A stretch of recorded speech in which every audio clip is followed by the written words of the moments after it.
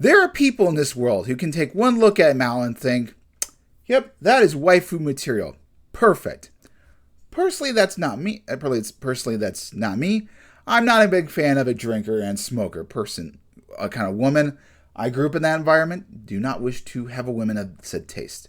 However, regardless of my personal taste, if you like Mal, whatever. You each to each your own. Hello, everyone. My name is AP the Weird One, and welcome back to episode 13 of Full Metal Panic. The title of the episode is A Cat and a Kitten's Rock and Roll, or in the light novel, it is the R&R. For these comedy-like episodes, I'm going to be watching the episode and then going into the source material and reading it to give a bit of comparison, or as opposed to when it's more on the more into the main volumes, I'm going to, of course, just watch all that are associated with and then go back from there and then read the light novels. Anyway, this is a Tessa and Mal episode, and for the most part, this is a really good episode. I'll even say that I liked the anime version more than the light novel version, though there are a couple of details that I wish were included in the anime version that were included in the anime that were not included, that were in the light novel. Just a couple of extra things. Now, one thing that I want to start off with, and that applies to both the anime and the light novel, is in this scene, given that Mal is in Tessa's room, I'm just flat out to say that, it's established,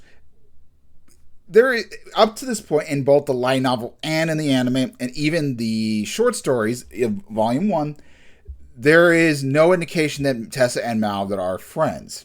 Now, it's over time, as you watch the episode and read the light novel, it does become apparent that they are best friends, but we just don't get that establishment, and that's one thing that I kind of wish that both the light novel and the anime did. It just established that they're sort of friends rather than mere comrades.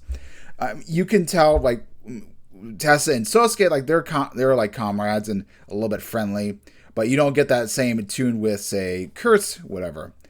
So I kind of, and like, you can kind of give the agreement, like, over the episode, like at least a couple episodes dealing with the second volume, dealing with Takuma, they're on good terms, but nothing that would solidify, just say, like, strong, good friendship. So that's my big complaint.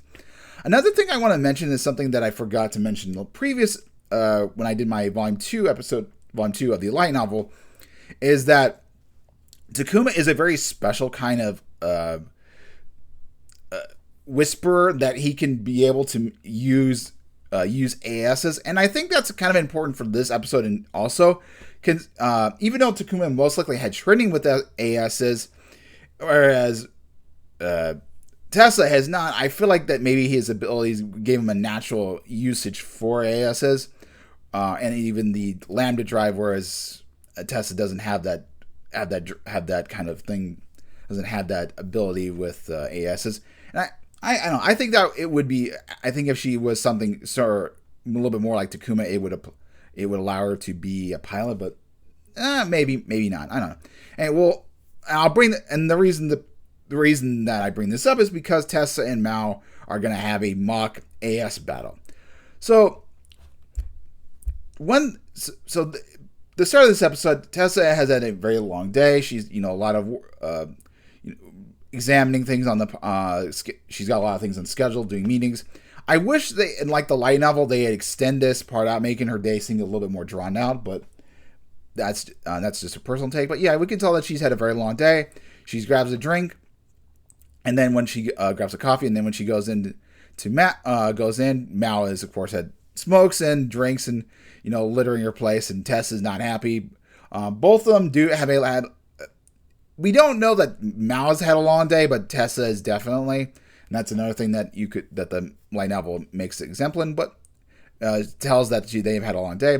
But anyway, they have a little bit of bickering, and it eventually gets to the point where they decide they're going to have a competition for an AS fight, and if the loser has to run around the base naked, and Mal's like, nah, she's not going to do that. But then the following day, Tessa sends her a personal message like, hey, we're going to do this. And she even like sneaks up on them and like while they're conversation, and it's like, yeah, I'm not, I'm going to go through with this. And Kurt's kind of very happy. One thing that's not in the light novel that is in the anime is that he does have this little thing where where he imagines Tessa kind of running around naked, everything. So has that bit of a fun moment. But yeah, he's just playing out schedule. Because Mal is definitely a superior AS pilot. But yeah, so he's got his day plan. Now, one thing that I kind of wish the light novel did the anime did that the light novel kind of tells about is we learned a little bit more about Mal's background. In addition to being a Chinese American, we also know that she has an master's degree in engineering, and that the M9 she had a help in the development, like certain aspects of it. So I kind of wish they had maybe just and maybe during this moment she brags about being a master in engineering, and she helped with the M9, like boast a little bit so we can kind of give that she's not just some simple soldier, that she has like her intelligence can be almost rival that of Tessa, or like she could technically go toe to toe with her in terms of intelligence. Kind of wish she had a little bit more detail about that, but hey, whatever. So Mal and kind of Carter have a little conversation, and we move on to the beach scene. Sosuke has been asked by Tessa to train him in using an AAS because she's never putted. In the light novel, there's a moment where Sosuke's thinking, like, what is she going to ask me to do? Because he's thinking, like, am I going to have to kill Mal? Am I going to pilot the M9 and make it look like she's dead or something? But that's not the case. We could have heard their inner monologue, but it's not necessary because Tessa's training with Sosuke is really cute and just has a lot of fun moments. There's a lot of fan service, to be honest. Kind of a more conservative fan service, but you still get a bit of it, and just seeing her train is a bit goofy and funny, and it's what I really liked about the episode. But yeah, her in just a basic white t-shirt's very cute. The AS, the M9, is kind of on all fours, essentially. And at that height, it is roughly 13 feet, and it's like a 2-story building. And you have to climb it without the need of a ladder. And she's like, but we're going to make an exception in the case. So, and then, of course, she climbs it, and we get some nice booty shots. I'm like, I wasn't exactly expecting that. All right. And Tessa's got a nice butt. And then a little bit later, when she falls down and has her moment, when she's on Sosuke, see another nice butt shot. I'm like, that's pretty nice. Now, the light novel's a bit strange. I'm going to show. It gives off a very different perspective of the moment.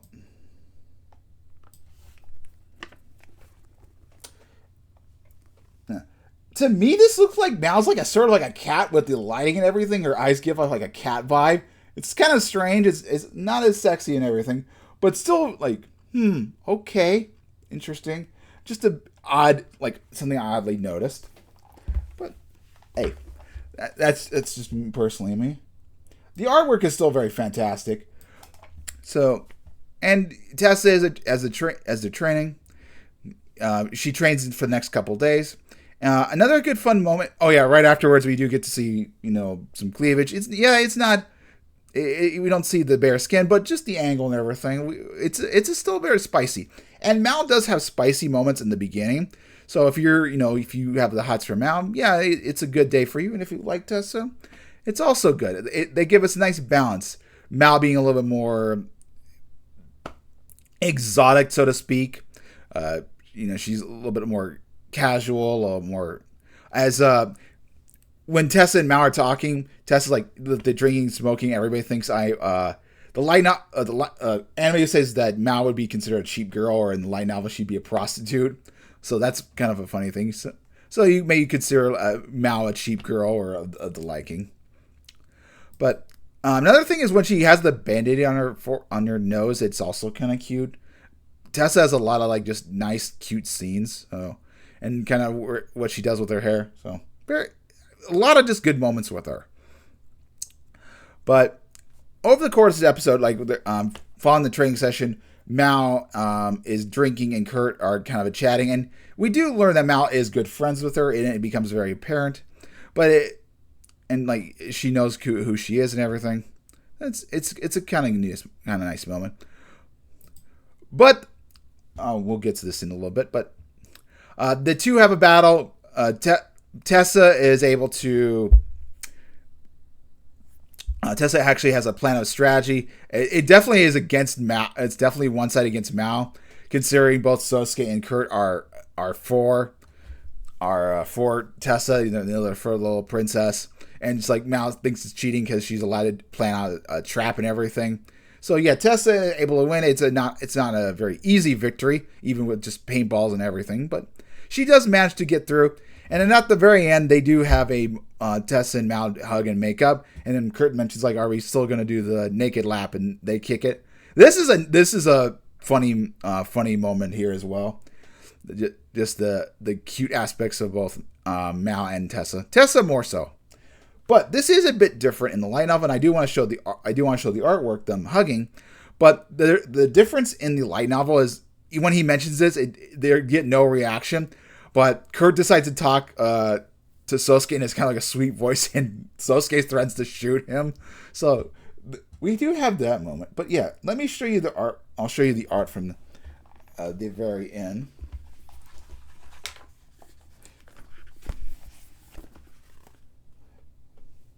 Yeah, it's a nice moment. The artwork looks very nice. And overall, this is a good episode. It's not super funny. It's just a very wholesome character moment, getting to see that these two are good friends and everything. And it's a nice change from the end of the previous episode. Actually, hold on. What was previous episode was the end of volume 2. So yeah, this was a nice moment, nice relaxation moment for all the action, and they do connect the episode to the anime, and that Callahan is still in recovery. In the short stories, it showed that he's perfectly fine, so it does happen sometime after, and he and Marmaduke have a conversation about Tessa drinking, but and just her bad sleeping habits. He's worried about her health, but then Callahan's like, I see the two of them what they're doing. It's like, yeah, she needed this. She needed to cool off. This is a good thing for her. So yeah, overall, good episode. I will definitely say that the anime is better than light novel. Just we get the cute moments, and yeah, yes, I might not like Mal, but you do get to see a little bit of sexiness from her. But with that, I'll end the episode here. The next episode, I'm not sure if it's a short story or it's back to the normal plots. I was looking through some of the titles and I didn't get a good indication, but we will see. I'll watch the episode and something will trigger. I'm like, okay, is this connected or not? I believe the episode afterwards, episode 15 and 16, are connected, but I'm not 100% sure about episode 14. Anyway, I've rambled long enough. Hopefully you have a wonderful day. I'll see you guys next time. I might watch the next episode tomorrow, so you might see a back-to-back, maybe. I don't know. I'll have to think about it. Anyway, hopefully you have a wonderful day. Catch you guys next time.